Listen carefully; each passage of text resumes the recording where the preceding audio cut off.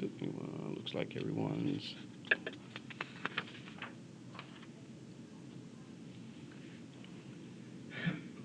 Okay, so what if we wanted to find the greatest common factor of 28d to the third, 32d to the third, and 20d to the fourth? And I'll give you a minute to start on this one.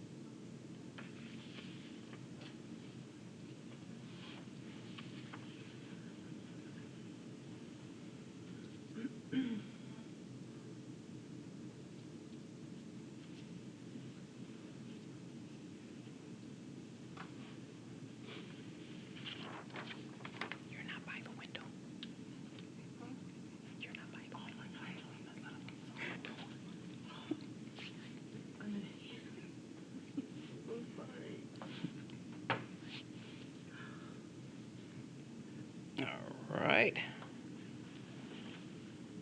So we already know the greatest common factor of the d variable is just going to be d to the third.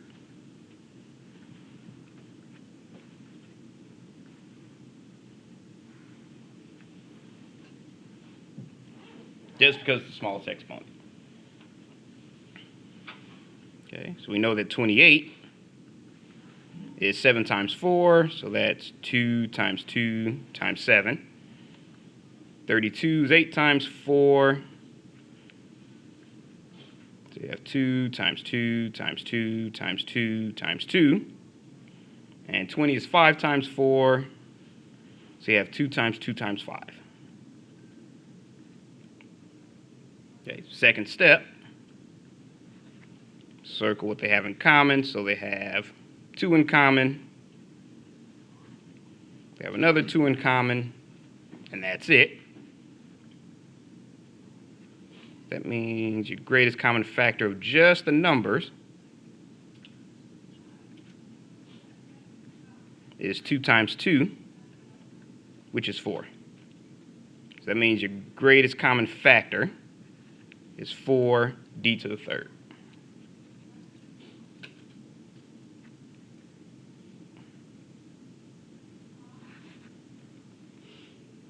All right. Any questions on that one? All right.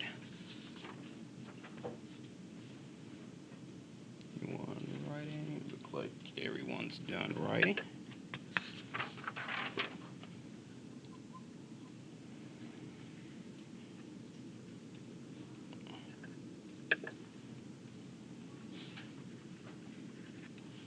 Now, probably the easiest of these type of problems are the ones with just variables.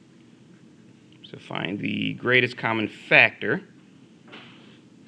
of a to the third b squared a to the 5th b, and a to the 6th b squared.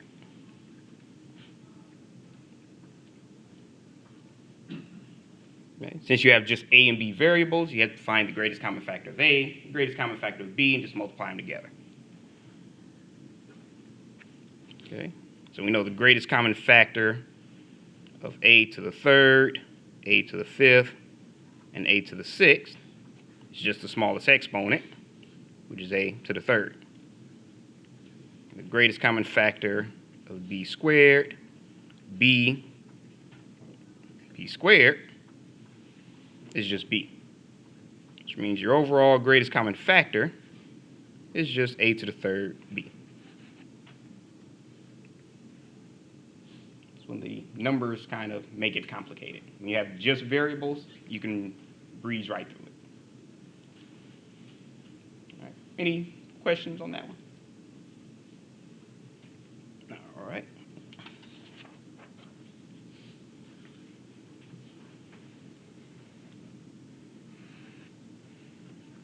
Okay. Now, if we want to factor a polynomial, we just bring the greatest common factor out to the front.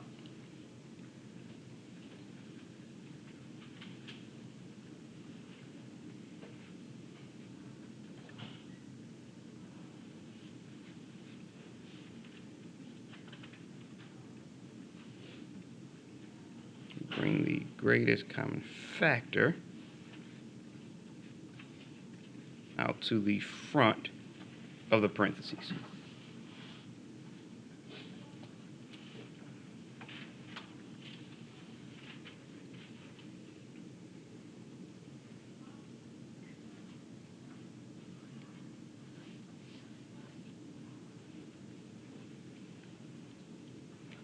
Okay, so let's say, for example,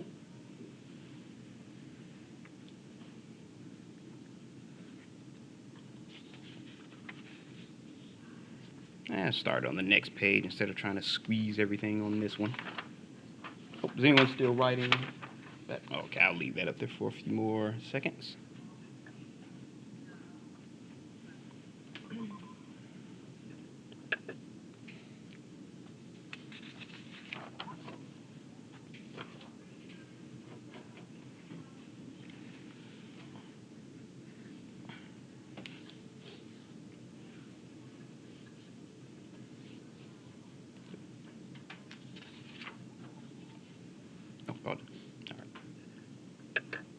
Okay, so let's say, for example, we wanted to factor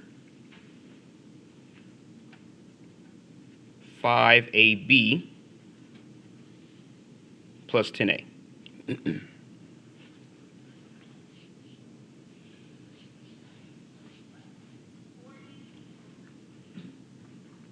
Okay, now with this one, you can probably just go ahead and write it all out since it's pretty straightforward. You have low exponents. Okay, we know that 5ab is just 5 times a times b. And 10a, 10 is just 2 times 5. So you have 2 times 5 times a. Okay, second step, you identify what they have in common. So we know that they have the a in common, and they both have 5 in common.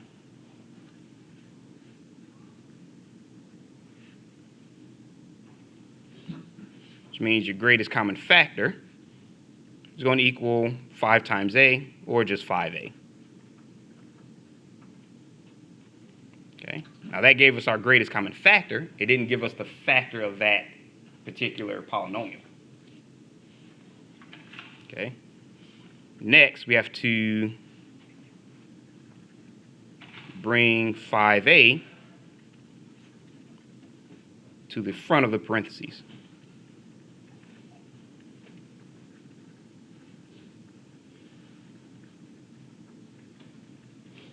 Okay, so if we brought our 5a right out to the front, since we factored out the 5a, we can go ahead and cross those out.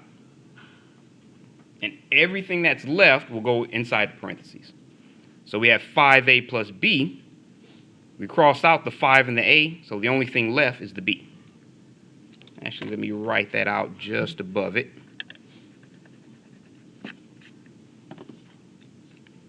So 5ab plus 10a. If we factored out the 5a, the only thing left is the b. And for 10a, if we already factored out the 5a, the only thing left is 2. So replace that with the 2. And if you distribute it, you'll see you end up right back where you started. So that's your answer there. You're all done. All right. Any questions on that one? All right.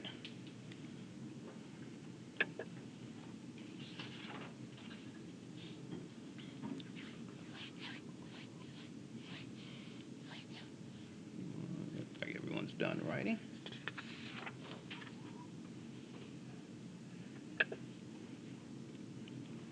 Okay, so let's say, for example, we wanted to factor negative 9a to the 5th plus 18a squared minus 3a. Okay, so we really don't have to worry about the variables. We already know that an a is going to be factored out because it has the smallest exponent. So we just have to worry about finding the greatest common factors of the coefficients.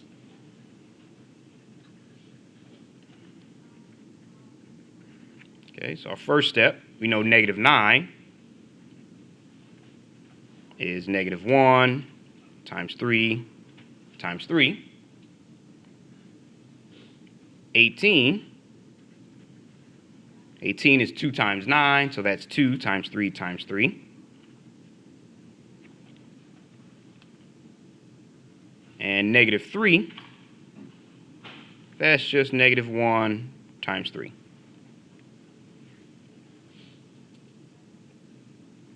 Okay, so your second step, you find out what they have in common. So they all have a 3 in common, and that's it. So the greatest common factor of just the coefficients is 3. And the greatest common factor of just the variables, so it's a to the 5th, a squared, and a, is a. So your overall greatest common factor is 3a. Okay? So we know we just get that, and we have to factor that out.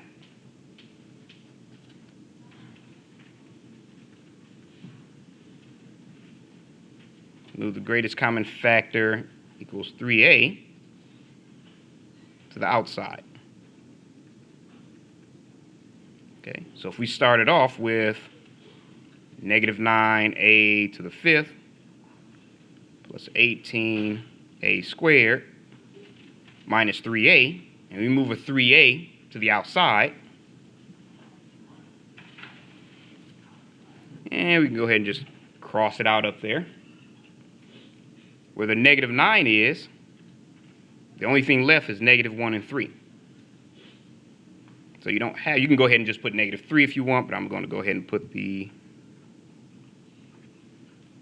actual ones there. Okay. So for 18, after crossing out the 3, you have 2 and 3.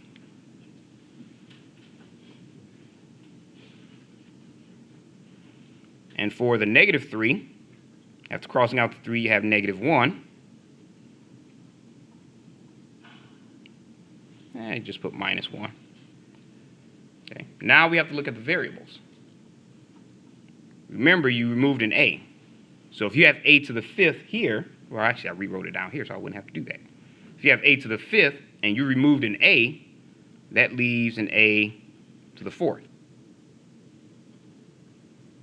For this one, if you had an a squared and you removed an a, then that just leaves a to the first power. I'll put the first, you don't have to put the 1 there. And for this one, you remove the 3 and the a, so the only thing left here is just the 1. Okay, so if we simplify all of those terms, we have our 3a, negative 3a to the 4th, plus 6a minus 1. Clean up that 3 a little bit.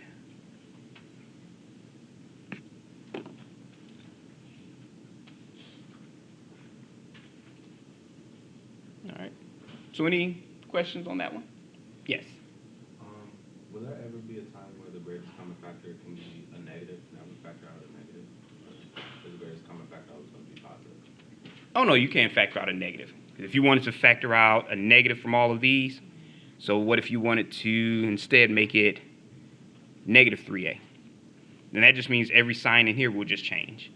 So this will become 3a to the 4th minus 6a plus 1. So you can do either or. No problem.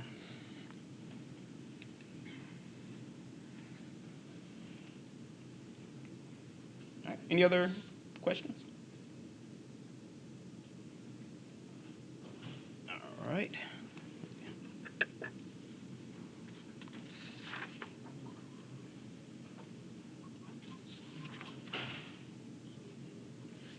Everyone's still writing. Looks like everyone's done.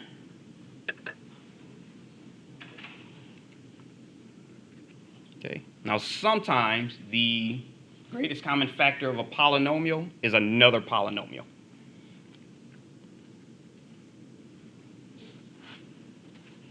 Sometimes the greatest common factor of a polynomial is another polynomial.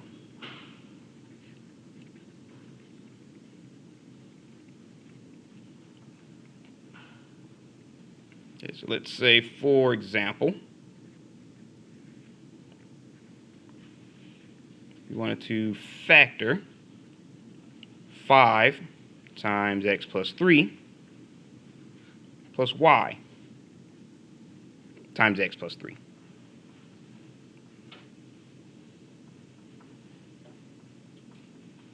Okay. Now first we're going to go through the steps, and then I'm going to show you the shortcut way to do it.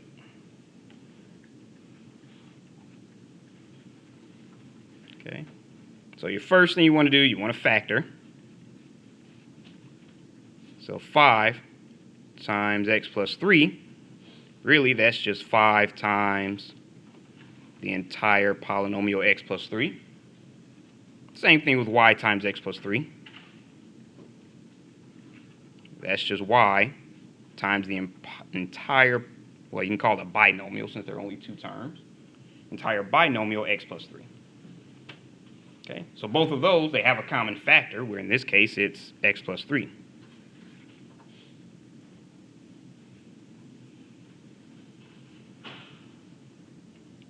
Okay, so that means your greatest common factor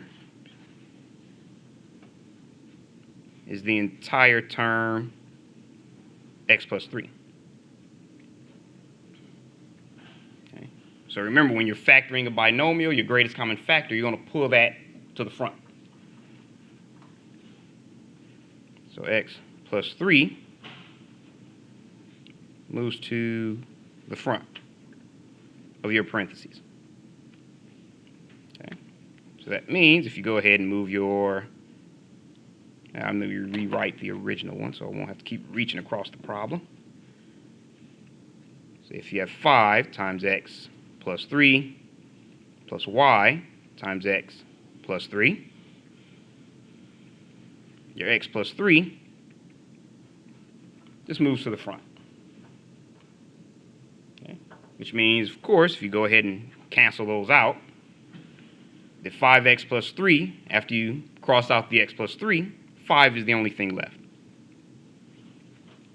And same thing here, once you cross out the x plus 3, the y is the only thing left. Okay, so that would be your factor.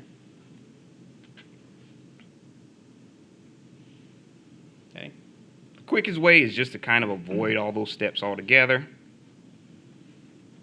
So if you have 5 times x plus 3 plus y times x plus 3, you can already see you have those in common.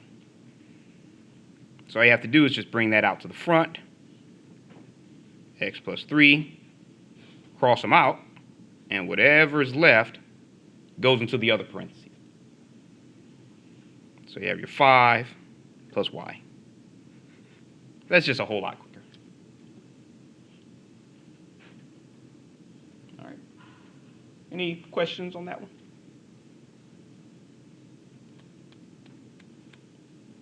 All right.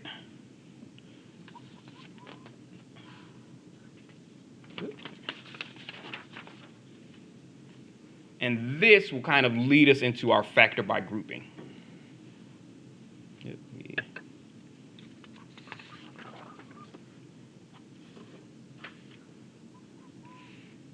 Still writing. Looks like everyone's done.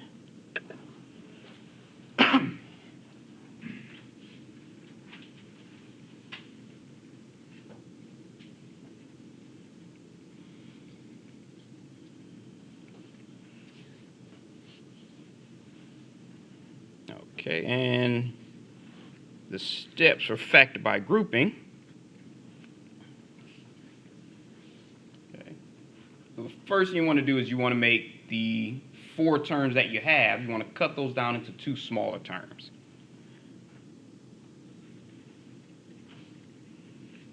So combine the terms into 2 subgroups so that each subgroup has a common factor.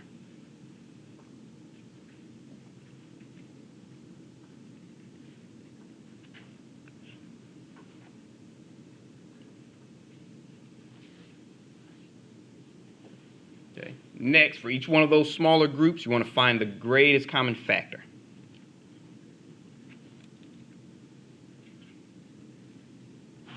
So factor the subgroups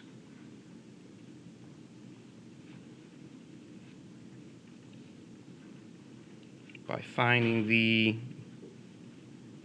greatest common factor.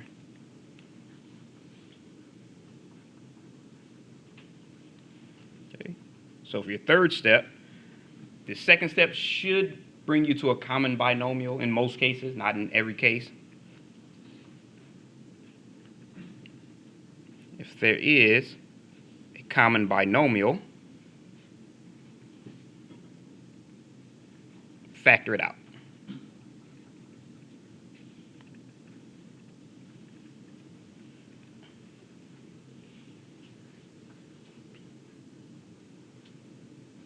Okay.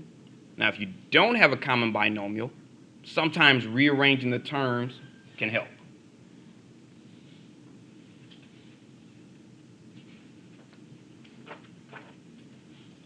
If there is no common binomial,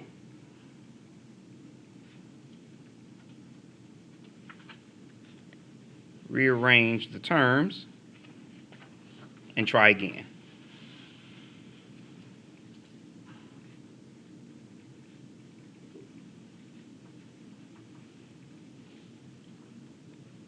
Bring that up a little.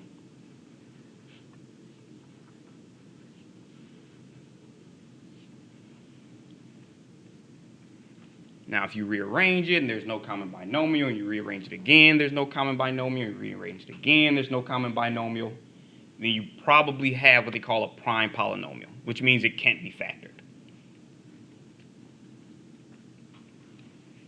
Okay, so if no amount of rearranging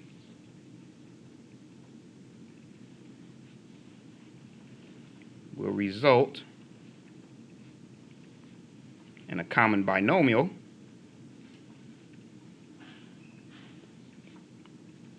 for step 2,